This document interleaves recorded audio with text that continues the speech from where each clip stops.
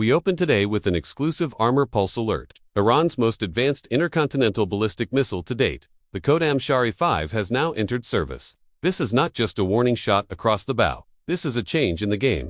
The specs are truly scary: a 2,000+ kilometer range, a potential for multiple nuclear payloads, and a delivery in less than 12 minutes to Tel Aviv or less than 10 minutes to Jerusalem. It's time to decode the latest intel on how the Khorramshahr-5 will change everything. And first, let's go to the source material. The parade through the streets of Tehran on April 18th, the Iranian President Ibrahim Raisi at the head of the pack. But it was what was rolling behind him that was eye-catching. A massive intercontinental ballistic missile placed on the back of a transporter erector launcher. Then a quick cut to the missile's warhead exploding on impact. And yes, it was followed by a smiley face graphic. Perhaps this is their idea of dark humor. Now, there is another source that we trust and verify. We check it every day. They don't always have the best picture quality, but they are the only ones who have the angles that we need. Now let's get down to brass tacks. Let's take a look at the Khorramshahr-5, which when translated means the martyr of truth. Here's what we know. The K-5 is a 3-stage rocket with a range of 2,000 kilometers, or about 1,240 miles.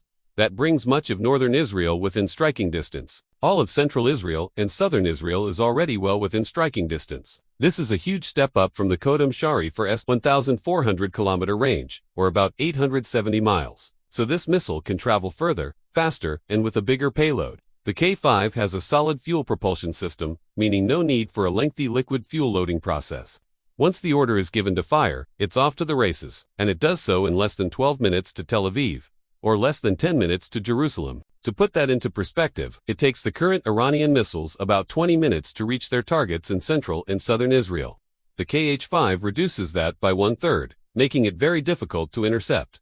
The kicker, the warhead. While Iran has yet to declare the payload capacity of the Kh-5, analysts believe it could carry multiple warheads, thereby giving it a greater ability to strike multiple targets in a single launch.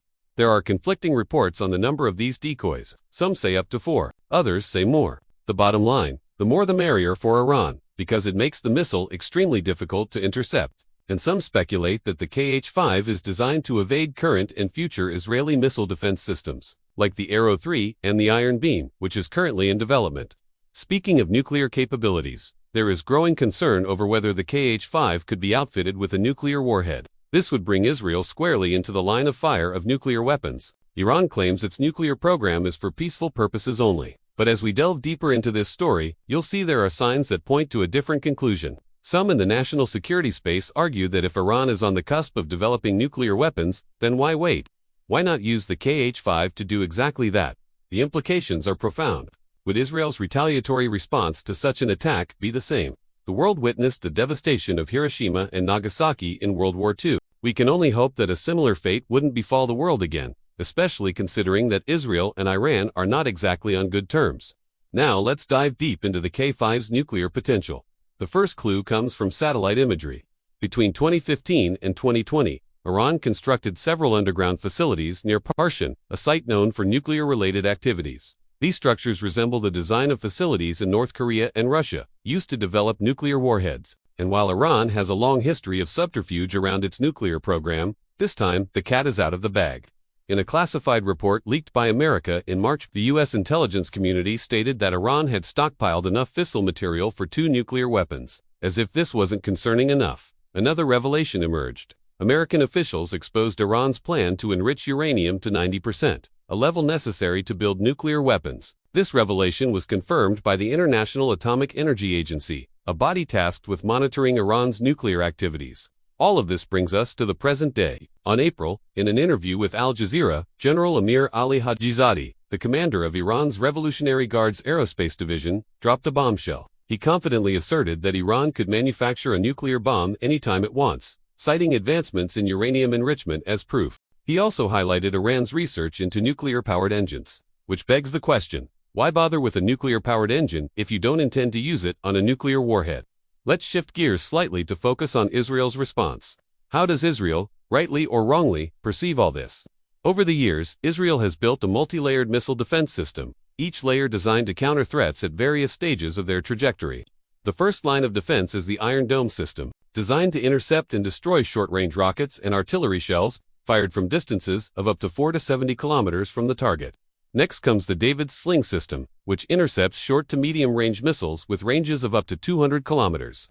Beyond these two systems is the Arrow anti-ballistic missile system. The Arrow 2 is designed to intercept long-range missiles with ranges of up to 500 kilometers. But it is the Arrow 3 that holds the most significance here. It's designed to intercept long-range missiles outside the Earth's atmosphere, thus nullifying any nuclear threat posed by the Kh-5. Israel has invested heavily in these systems, firing over 2,700 Iron Dome missiles during last May's war with Hamas alone, and yet experts remain divided over their efficacy. Some argue that the success rate of the interception of Iranian nuclear-equipped ICBMs remains unclear, and others claim it might be too late once those missiles are fired. In essence, if Iran opts to utilize multiple Kh-5 missiles fired simultaneously, it could overwhelm Israel's defenses. Each Kh-5 missile could release multiple nuclear warheads after successfully penetrating the first two layers of Israel's missile defense system. By the time the Arrow 3 is activated, it might be too late. Do you think Iran would dare employ such a tactic? If you do, you're not alone. Many experts share this concern.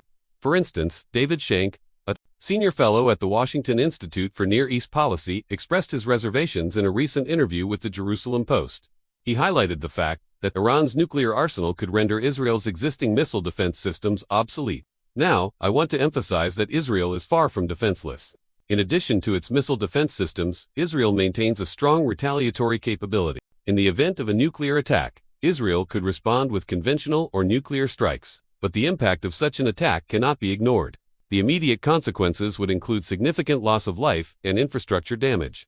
Moreover, Israel's standing in the region would be irrevocably altered. The nation's security and existence itself would be called into question. So where does this leave us?